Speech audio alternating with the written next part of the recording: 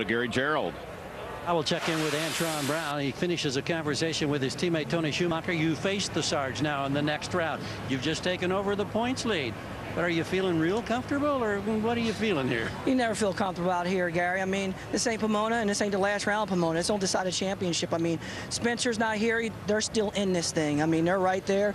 Tony, Dixon, Worsham, everybody's so close right now, man. You just got to keep on doing what you're doing. We're just trying to get as many points as possible at every race, and where the chips fall at the last race, that's where you end up. But this Mako car is running strong, and we got to run the Army Strong car this next deal. But we got Arend behind us. I hope nobody beats us in that fire core wires keeping this thing lit. We just got to keep marching and see where we end up at. This is when it's really fun to be a fan, isn't it? Oh, it is. Well, Bob Tasca and Jeff Arend. Arend almost a surprise to be here as he got past the #1 qualifier, Cruz Pedregon, to get into the second round.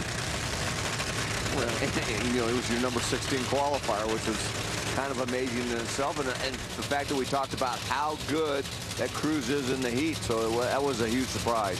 Dave? Well, Jeff Arend certainly feeling the heat here. Just talked to him, and he said, you know, I came into this weekend in 8th, right behind Bob Tasca, who's right in front of him by just less than a round. Ahead of him was Ron Capps, who did not qualify. He says, this round right here represents an opportunity for me to jump from 8th to 6th. I know our attention's up there at the top of the points. Who's going to be the champion? But Jeff Arend is definitely feeling the pressure right here.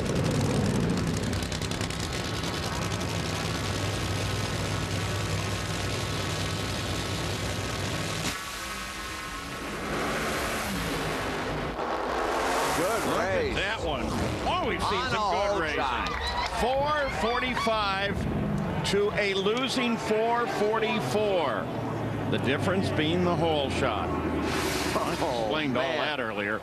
Yeah, and the advantage was obviously to Jeff Arend by 17 thousandths of a second. I mean, it's pretty close, but you take a look at the Lucas Oil photo finish cam by 7 thousandths of a second. The margin of victory, Jeff Arend advances to the semifinals. Good race.